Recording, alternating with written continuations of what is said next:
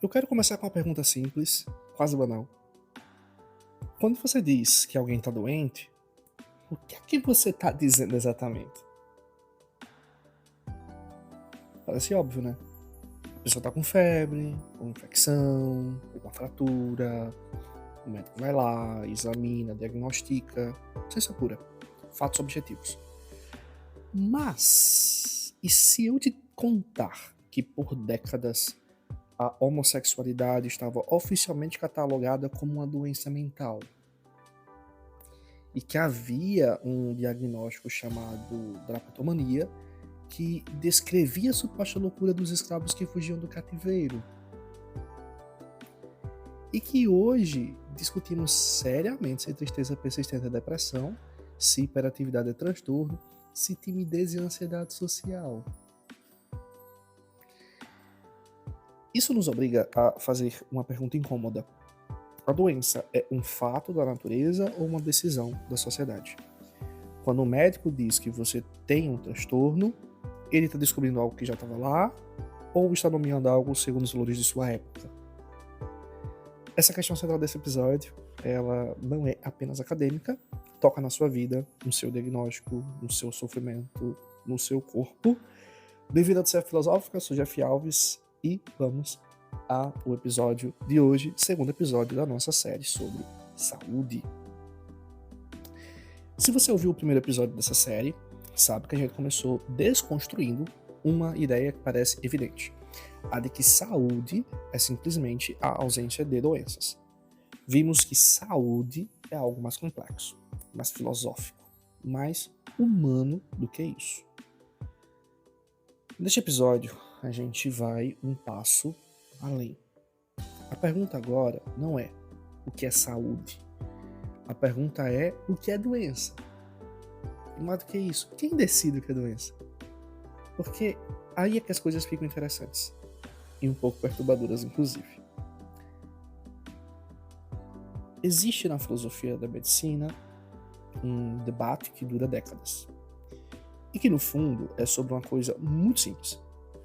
A doença existe na natureza ou existe na nossa cabeça? Ou melhor, a doença existe nos nossos valores? De um lado temos o naturalismo, de outro lado temos o construtivismo, e esses dois campos pensam de formas radicalmente diferentes. Já falamos sobre naturalismo e construtivismo no episódio passado, mas não custa dar uma revisada, para que a gente possa ter uma compreensão melhor desse episódio, inclusive. O naturalismo diz o seguinte: doença é um mau funcionamento biológico, ponto. O corpo tem funções. Quando essas funções falham, isso é objetivamente mensurável, independente de cultura, de época, de valores. Um rim que não filtra sangue adequadamente está doente, seja em São Paulo em 2025 ou em Roma lá no século II. Pense assim: se você abre um relógio e uma peça está quebrada, essa peça está quebrada. Não importa se o dono do relógio é conservador ou progressista, se mora no Brasil ou no Japão, a peça não funciona. Isso é naturalismo aplicado ao corpo humano. O pensador mais importante dessa tradição chama-se Christopher Morse. Para ele, doença é um desvio da função típica da espécie, do que é estatisticamente normal para o ser humano. O corpo tem um design natural e doença é quando esse design natural falha. Ponto. Mas aí vem o construtivismo e diz: espera um pouquinho. O construtivismo não nega que existam condições biológicas reais. O que ele questiona é por que certas condições são chamadas de doenças e outras não? Quem decide o que é patológico? Por quê? A resposta do construtivismo é a sociedade. A medicina é uma prática social. Ela não apenas descobre doenças, ela também cria categorias, nomeia condições, classifica comportamentos. E essas categorias são atravessadas por valores, por poder e por normas culturais. A homossexualidade, por exemplo, foi classificada como doença mental pelo DSM, o Manual Diagnóstico da Psiquiatria Americana, até 1973. Não houve nenhuma descoberta biológica que a curou. que demonstrou que ela não era uma doença em si, para os parâmetros pelos quais ela foi inclusa lá. O que mudou foi pressão social, ativismo e revisão de valores. A ciência apenas acompanhou uma mudança moral. E com essa mudança moral, a homossexualidade, que antes era caracterizada, classificada como doença por questões morais, ela deixou de ser. Né? Embora tenha umas criaturas que ainda acham que seja. Estão desatualizadas no tempo. Né? Mas enfim. Isso levanta uma questão filosófica poderosa. Se um diagnóstico pode ser retirado por pressão cultural, ele era desde o início baseado em valores, não em fatos. Mas atenção, isso é importante. Construtivismo não é relativismo total. Não é dizer que todas as doenças são invenção. É dizer que os critérios pelos quais algo é chamado de doença são parcialmente sociais e históricos. Que a medicina não está acima da cultura, que ela também está dentro da cultura. Mas então, se doença pode ser uma construção social, como é que a gente distingue o doente do simplesmente diferente, do excêntrico, do inconveniente, do criminoso, do pecador? Porque, repara, toda sociedade tem comportamentos que considera indesejáveis. Tem o crime, o pecado, a excentricidade, o desvio moral e tem a doença. E essas categorias nem sempre se confundem. Quando alguém faz algo errado, rouba, mente, trai, normalmente ninguém duvida da sanidade mental dessa pessoa. A gente diz que ela é desonesta, irresponsável, cruel, não que ela é doente. A questão moral é separada da questão médica. Mas às vezes as fronteiras borram. Um filósofo chamado Thomas Szasz, pensador polêmico, mas profundamente importante, foi categórico, inclusive. Quando a sociedade não consegue classificar um comportamento como crime ou pecado, ele o classifica como doença. Segundo ele, a psiquiatria seria, em muitos casos, um instrumento de controle social disfarçado de ciência. Isaac foi longe demais. Vamos falar disso mais adiante, tá? Mas ele colocou o dedo numa ferida real. Existe uma diferença entre alguém que sofre de um transtorno e alguém que simplesmente não se encaixa nos padrões de uma sociedade? Pensa comigo. Uma pessoa introvertida no mundo que valoriza a extroversão tem um transtorno? Uma criança que não consegue ficar sentada 8 horas numa cadeira tem déficit de atenção? Ou tem infância? Uma pessoa triste depois de uma perda tem depressão? Ou tem luto? A linha entre sofrimento humano natural e patologia é muito, muito fina. E quem a traça, e como a traça, diz muito sobre os valores de uma sociedade. Mas eu preciso ser honesto com vocês aqui nessa discussão. O construtivismo, levado ao extremo, também tem problemas sérios. Se toda doença fosse apenas uma construção social, como explicamos o câncer? A tuberculose? A malária? Essas condições existiam muito antes de qualquer diagnóstico. Elas matavam, elas adoeciam, independentemente de qualquer categoria cultural. Há algo real no sofrimento físico. Há algo real na disfunção biológica. E negar isso seria um erro filosófico grave. E mais do que isso, seria cruel com quem sofre de verdade.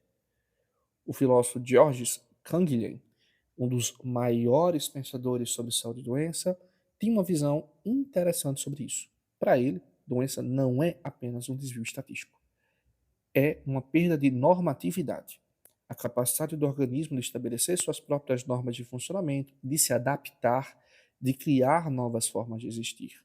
Um corpo doente é um corpo que perdeu, em algum grau, essa liberdade criativa.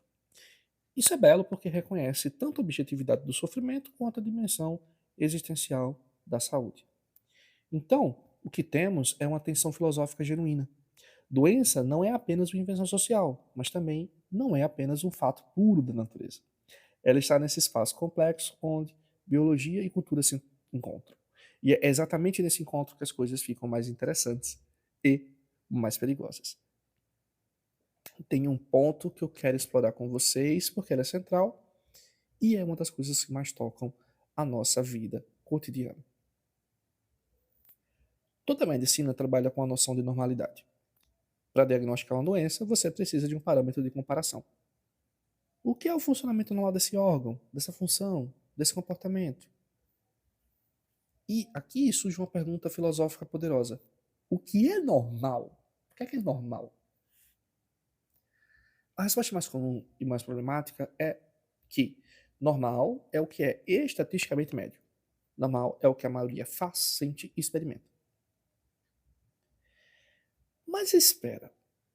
Estatisticamente, a maioria das pessoas tem algum grau de cárie, inclusive. Isso torna a cárie normal? Estatisticamente, a maioria das pessoas desenvolveu artrose com o envelhecimento. Isso torna a artrose saudável? Estatisticamente, né?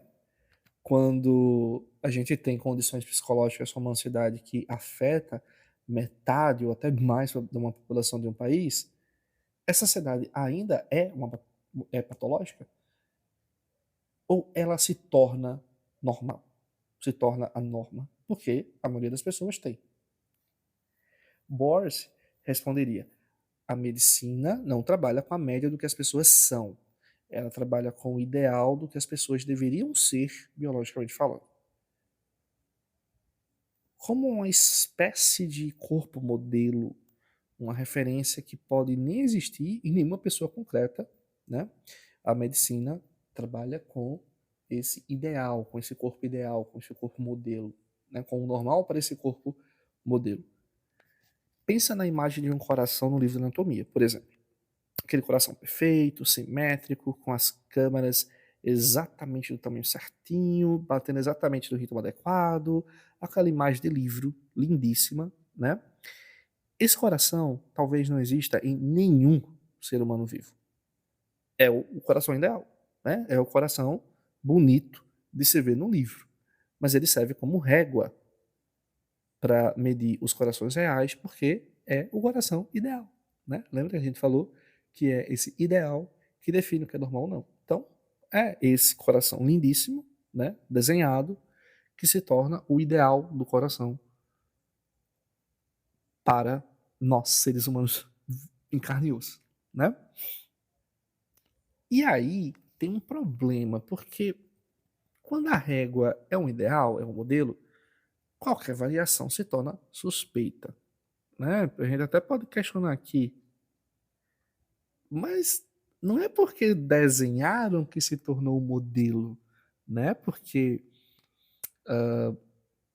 alguma coisa teve que se basear para que aquilo fosse considerado um modelo, né? Para que aquilo fosse considerado o desenho daquela forma como o normal, né? E se isso é um ideal e a gente sabe que não é o que acontece no corpo do ser vivo, vamos dizer assim, né? Do ser humano em carne e osso, a variação vai ser de muito suspeita. Ó, para vocês terem ideia, quando a gente pega uma lâmina de histologia, né, para verificar os tecidos do corpo, olha, tem muita lâmina que a gente tem que, assim, ter fé para acreditar que tá vendo da imagem belíssima do livro, porque é tudo menos aquela imagem belíssima do livro. Não é sempre que sai aquela coisa belíssima. E às vezes essa imagem belíssima é só para fim didático, né? Não é que seja daquela forma lindíssima, belíssima ali, né? Às vezes no corpo é meio que tudo junto e misturado, né? E se tem essa diferença entre o real e o desenho ideal, qualquer variação se torna suspeita. E variação é humana. Todos nós temos variações anatômicas, né? Se você for olhar para a sua mãozinha direita e comparar com a sua mãozinha esquerda, você vai ver que elas não são idênticas, né? Elas têm algum grau de variação. Então, se nós temos algum grau de variação em coisas que estão no nosso próprio corpo, imagine em relação ao desenho ideal, né? Somos todos variações porque variação é humana, né? Somos todos, em algum grau, imperfeitos segundo a régua do livro de anatomia, se a gente for considerar esse livro de anatomia como régua. Isso tem um impacto enorme, principalmente nas questões de saúde mental, porque a psicologia e a psiquiatria trabalham com comportamentos, com emoções, com pensamentos, que são ainda mais variáveis que o coração, ainda mais sensíveis à cultura, à história, ao contexto. O coração você ainda tem como desenhar, né? Para definir aquilo como ideal.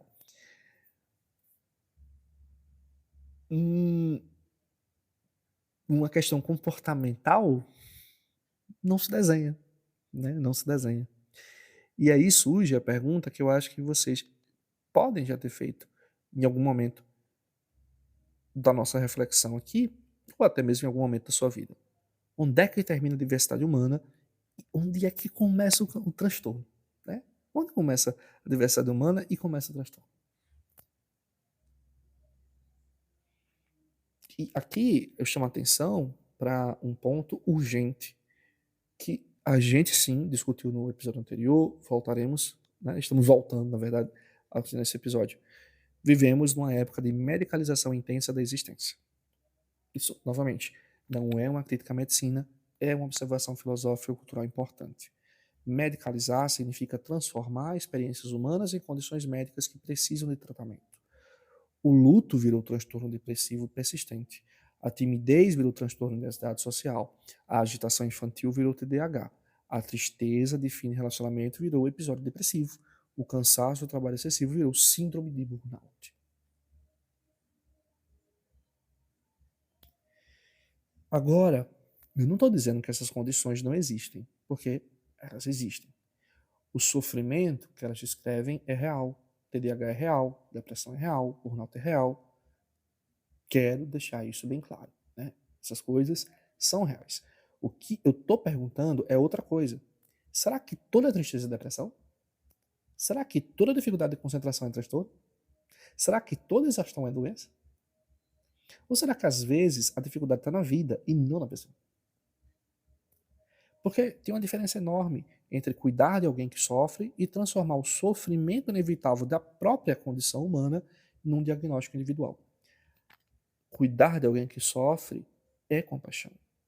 Transformar o sofrimento inevitável da existência do diagnóstico individual pode ser, paradoxalmente, uma forma de abandono, porque você trata o sintoma sem tocar na causa. Um filósofo contemporâneo chamado Peter Conrad documentou como, ao longo do século XX, condições que eram vistas como problemas morais, sociais ou simplesmente humanos foram sendo progressivamente redefinidas como problemas médicos. A timidez virou fobia social, a tristeza sazonal virou transtorno afetivo, a dificuldade de aprendizado virou síndrome. E cada vez mais, né, isso vai acontecendo. E cada vez que isso acontece, o problema sai do campo social e entra no campo individual. Sai da questão o que há de errado nesse mundo e entra na questão o que há de errado em mim.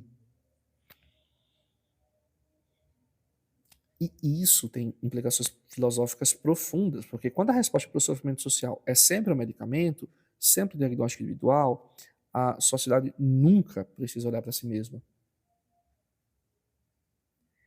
Tem uma confusão que me parece muito característica do nosso tempo e precisa ser nomeada. Confundimos saúde com funcionalidade. Funcional, no sendo contemporâneo, significa produtivo, capaz de trabalhar, de cumprir metas, de aparecer nas reuniões, de responder e-mails, performar bem. E aí, uma pessoa que está devastada por dentro, mas que aparece no trabalho, sorri nas reuniões e entrega os resultados, é considerada saudável. E uma pessoa que parou de funcionar, que não consegue sair da cama, que chora sem motivo aparente, que pediu licença médica, é considerada doente. Mas o que se passa subjetivamente nesses dois casos pode ser exatamente o inverso. Há pessoas perfeitamente funcionais vivendo subjetivamente em colapso.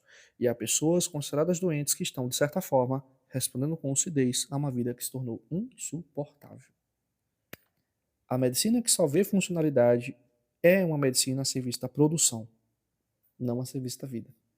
E essa é uma crítica filosófica que Michel Foucault levou ao extremo, mas que qualquer um de nós pode verificar na própria experiência.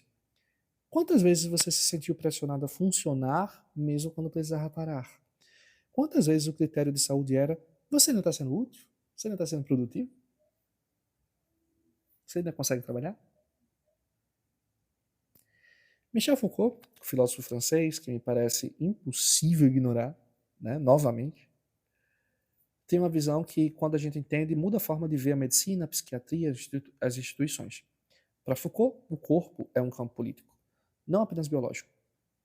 O modo como a sociedade define o que é saudável, o que é normal, o que é funcional, o que precisa de tratamento, isso é uma forma de poder. Não necessariamente o poder malévolo, conspirativo, mas um poder difuso que atravessa práticas, saberes, instituições. Ele chamou isso de biopoder, o poder sobre os corpos, sobre as populações, sobre os comportamentos. A medicina, a psiquiatria, as políticas de saúde pública são todas formas de biopoder. Não porque sejam más, mas porque elas estabelecem normas, classificam indivíduos, definem quem está dentro e quem está fora do padrão. E Canguilhem complementa isso com beleza. A vida não é apenas adaptação à norma. A vida é a capacidade de criar novas normas. Um organismo verdadeiramente saudável não é aquele que se encaixa perfeitamente no padrão. É aquele que tem capacidade de responder criativamente aos desafios. Isso tem implicações enormes para pensar saúde, porque significa que saúde não é conformidade, não é perfeição estatística, não é ausência de diferença. É capacidade de viver e de criar sentido dentro das condições que a vida impõe, dentro da condição humana. Eu quero fechar com uma ideia que talvez seja o coração de tudo que a gente discutiu hoje. Quando uma sociedade define o que é doença, ela também define o que é o ser humano normal. Ela traça uma fronteira entre os que pertencem ao padrão e os que se afastam desse padrão. E essa fronteira é filosófica antes de ser uma fronteira médica. Não estou dizendo que toda doença é uma invenção. Né? Repito, não estou dizendo que toda doença é invenção. Não estou dizendo que a medicina é apenas controle social, né? Como se fosse uma conspiração. Eu estou dizendo que a medicina é humana e tudo que é humano carrega valores, história, poder e contradições. E isso precisa ser levado em consideração. O naturalismo tem razão quando diz que existe sofrimento real, disfunção real, que pode ser objetivamente identificado. Burnout existe, depressão existe, ansiedade existe. Né? O construtivismo tem razão quando diz que os critérios do que é patológico são parcialmente culturais, históricos, atravessados por normas. Então, vai existir diagnóstico de depressão, de ansiedade, por exemplo, que tem mais base em você estar funcional ou não para o trabalho do que, de fato, você está, de fato, com aquele transtorno. Né? Pode ser que exista algum diagnóstico de ansiedade e depressão que mais tem a ver com o fato da pessoa estar querendo anestesiar coisas que a própria condição humana leva, né? E não está querendo ter essas questões que a própria vida humana traz, e aí toma um medicamento para não vivenciar aquilo que faz parte da condição humana, né? Existe sim essas outras coisas também, mas novamente, não é porque existem essas outras coisas que depressão, ansiedade, burnout e tudo mais não existem, né? Então, o naturalismo tem razão. Existem sim as questões de saúde, né? Existem sim as doenças, propriamente ditas, mas devemos sim levar em consideração que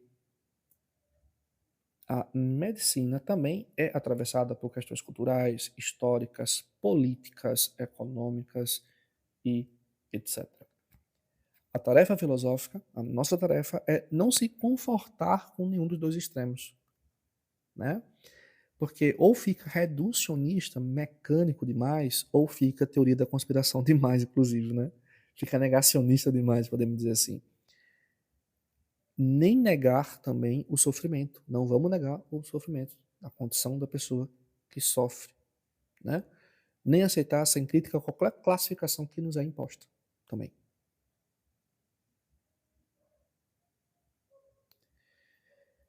Talvez o maior poder de uma sociedade não seja punir os corpos que transgridem, mas definir quais corpos são considerados normais.